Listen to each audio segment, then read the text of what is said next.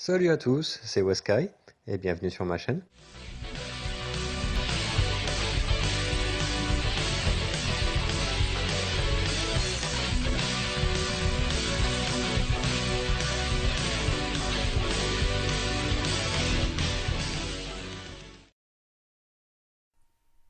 Salut à tous, c'est Weskai, j'espère que vous allez bien.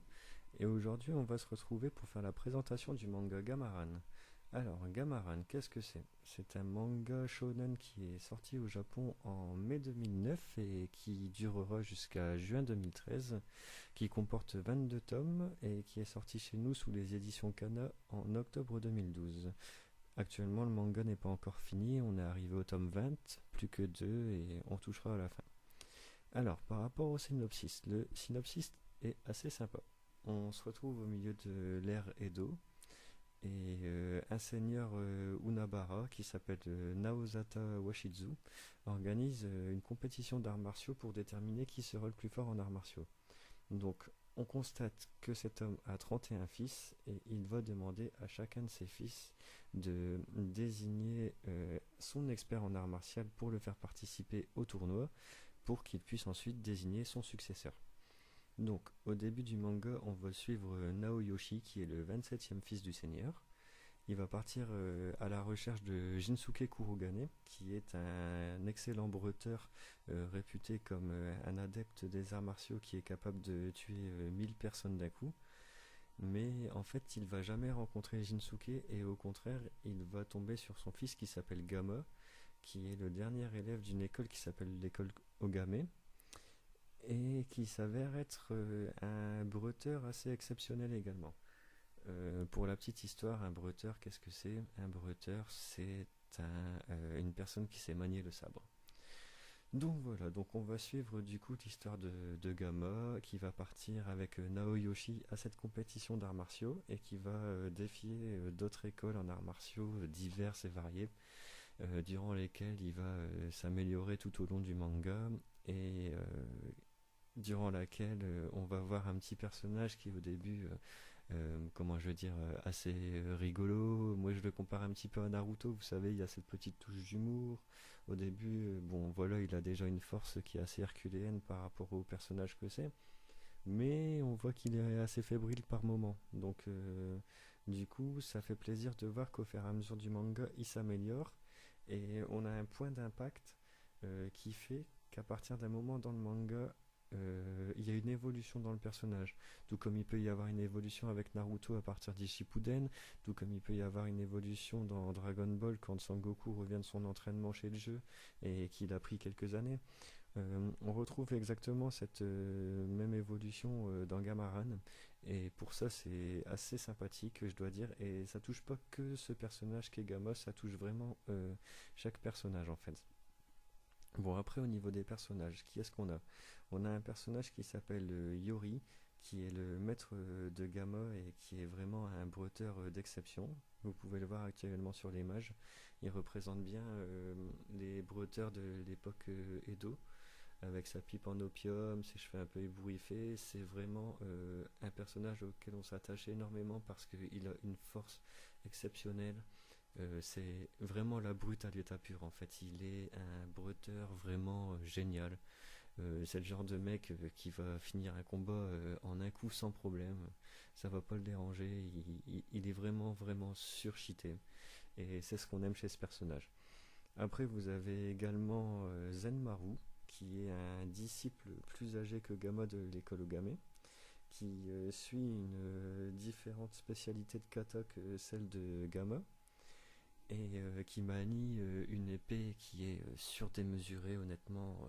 Elle est énorme son épée, mais franchement, je vous mens pas, elle fait, sans mentir, au moins 1,50 m et il la manie de façon pondérée et il s'en sert à merveille quoi. Quand on voit ses combats, c'est aussi assez impressionnant. En plus, c'est le personnage qu'on aime retrouver dans ce genre de manga, c'est celui qui est assez carré, colosse, qui est vraiment la brute du groupe. Et au final, ça s'avère être un personnage vachement bon, parce qu'en fait, il a un côté assez mystérieux, il a un côté dans lequel on le retrouve qui fait que ce personnage évolue de façon assez crescendo aussi dans le manga et il lui arrive pas mal de péripéties donc on apprécie le voir. Ensuite, on a Shinojo qui est le dernier élève de l'école Ogame, pardon, qui est aussi un disciple avec Gamma.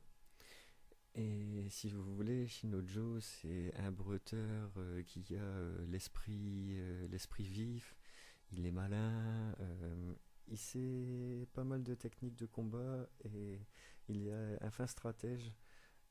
Franchement, il est vraiment bon comme personnage lui également. Et on aime retrouver aussi ce genre de personnage. Il est comparable à Shikamaru un petit peu dans Naruto. C'est l'esprit tactique du groupe en fait. Après, au niveau des personnages, on va dire badass, je vous en ai parlé tout à l'heure en citant son nom, mais on a Jinsuke Kurogame, qui est le père de Gamma.